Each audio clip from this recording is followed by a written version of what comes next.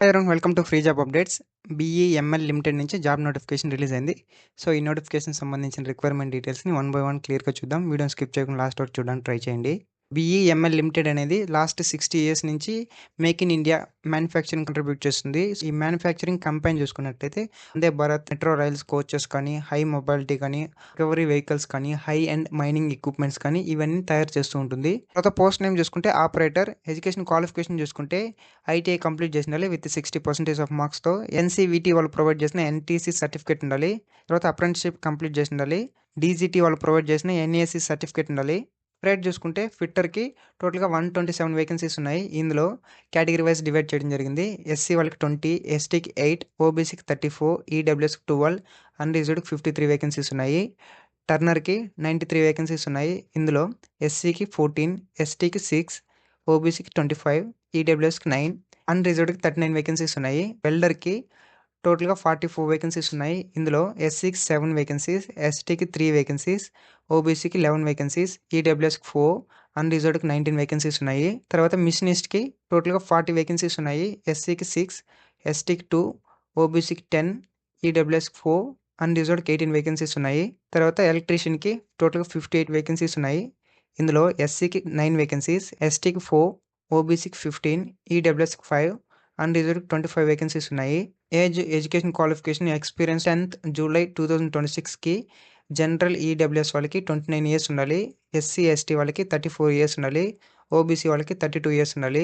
Actual qualifying percentage వచ్చి 60%.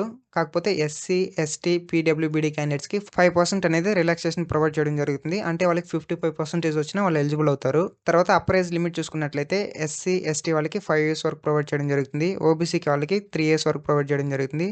PWBD general వాళ్ళకి 10 years వరకు ప్రొవైడ్ చేయడం జరుగుతుంది. ఇందులో మినిమం 40% డిజేబిలిటీ ఉన్న వాళ్ళకి, ఎస్సీ ఎస్టీ ఓబీసీ వాళ్ళకి ఈ 5 years 3 years రిలాక్సేషన్ కాకుండా అడిషనల్గా 10 years ప్రొవైడ్ చేయడం జరుగుతుంది.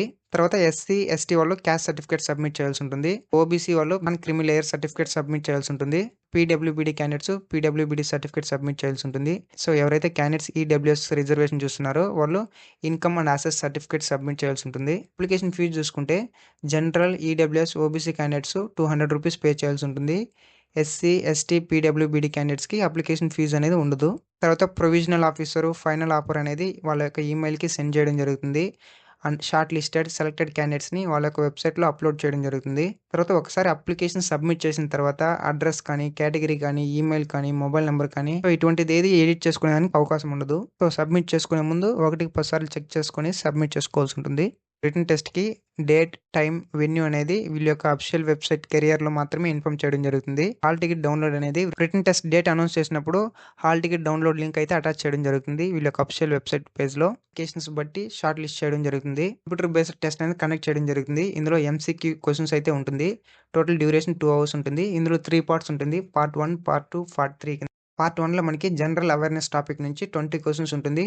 Part 2లో ఇంగ్లీష్ అండ్ రీజనింగ్ టాపిక్ నుంచి 20 questions ఉంటుంది. Part 3లో కన్సర్న్ డిసిప్లిన్ నుంచి 60 questions ఉంటుంది. సో ఈచ్ క్వశ్చన్కి 1 mark ప్రొవైడ్ చేయడం జరుగుతుంది. అందులో ఎటువంటి నెగిటివ్ మార్క్స్ అయితే లేదు. మేనేజ్మెంట్కి ఎగ్జామినేషన్ సెంటర్స్ని చేంజ్ చేసే రైట్స్ ఉంటుంది బేస్డ్ ఆన్ అవైలబిలిటీ బట్టి. ఎగ్జామినేషన్ క్వాలిఫైయింగ్ పర్సంటేజ్ చూసుకుంటే ఫిక్స్డ్గా 45% ఉంటుంది.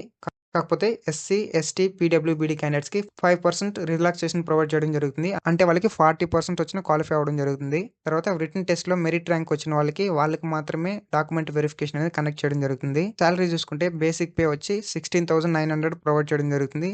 Plus dearness allowances, HRA perks ఈ 3 యాడ్ చేయడం జరుగుతుంది. మెడికల్ ఎక్స్పెన్సెస్ మంత్కి 1,500 రూపీస్ ప్రొవైడ్ చేయడం జరుగుతుంది. బేసిక్ పైన సంవత్సరానికి 3% హైక్ ప్రొవైడ్ చేయడం జరుగుతుంది. సో ఈ బేసిక్ తో పాటు అలవెన్సెస్, హెచ్ఆర్ఏ సో ఇవన్నీ యాడ్ చేసుకుంటే బై హ్యాండ్ మనకి 25,000 నుంచి 32,000 వరకు అయితే ప్రొవైడ్ చేయడం జరుగుతుంది.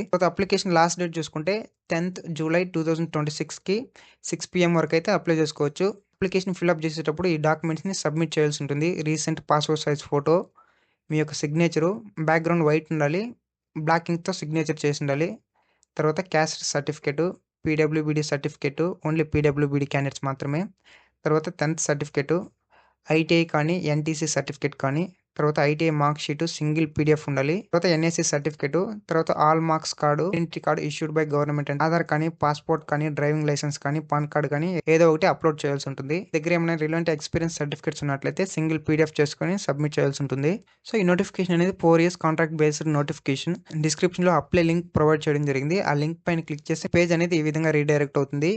సో ఇక్కడ మీరు ఆల్రెడీ రిజిస్ట్రేషన్ అయింటే లాగిన్ పైన క్లిక్ చేసుకుని అప్లై చేసుకోండి, లేదంటే న్యూ రిజిస్ట్రేషన్ పైన క్లిక్ చేసుకుని అప్లై చేసుకోండి. అప్లికేషన్ ప్రాసెస్ చూసుకుంటే ఫస్ట్ రిజిస్ట్రేషన్ చేసుకోవాల్సి ఉంటుంది, సెకండ్ లాగిన్ చేసుకోవాలి, థర్డ్ వన్ మీ పర్సనల్ ఇన్ఫర్మేషన్ ఎంటర్ చేసుకోవాలి, అదర్ డీటెయిల్స్ ఎంటర్ చేసుకోవాలి, మీ కేటగిరీ, డిజేబిలిటీ ఇన్ఫర్మేషన్ లాంటివి. ఫిఫ్త్ వన్ మీ క్వాలిఫికేషన్స్ ఎంటర్ చేసుకోవాలి, తర్వాత డాక్యుమెంట్స్ని అప్లోడ్ చేయాల్సి ఉంటుంది. సెవెంత్ వన్ వచ్చి ప్రివ్యూ ఉంటుంది, ఎయిత్ వన్ వచ్చి పేమెంట్ చేయాల్సి ఉంటుంది. సో ఫైనల్గా మీ అప్లికేషన్ సబ్మిట్ చేయాల్సి ఉంటుంది. సో ఇక్కడ కూడా క్లియర్గా మెన్షన్ చేయడం అంటే ఒకసారి అప్లికేషన్ సబ్మిట్ చేసిన తర్వాత ఎటువంటి మోడిఫికేషన్ అయితే చేయను కాదు, కాబట్టి అప్లై చేసుకునే దానికి ముందు ఏమైనా చేంజెస్ ఉంటే చేంజెస్ చేసుకుని అప్లై చేసుకోండి. సో ఇది ఈ నోటిఫికేషన్ సంబంధించిన రిక్వైర్మెంట్ డీటెయిల్స్. సో ఎవరైతే ఎలిజిబుల్ క్యాండిడేట్స్ ఉన్నారో వాళ్ళు అప్లై చేసుకోవడానికి ట్రై చేయండి. సో ఇలాంటి డైలీ జాబ్ అప్డేట్స్ కోసం మన free job update channel subscribe చేసుకోండి, అలాగే బెల్ ఐకాన్ని ఎనేబుల్ చేసుకోండి. అలా ఎనేబుల్ చేయడం ద్వారా మేము వీడియోస్ అప్లోడ్ చేసిన వెంటనే మీకు నోటిఫికేషన్ ద్వారా రావడం జరుగుతుంది. ఇందులో మీకు ఏమైనా డౌట్స్ ఉన్నట్లయితే కమెంట్ చేయండి. And thanks for watching.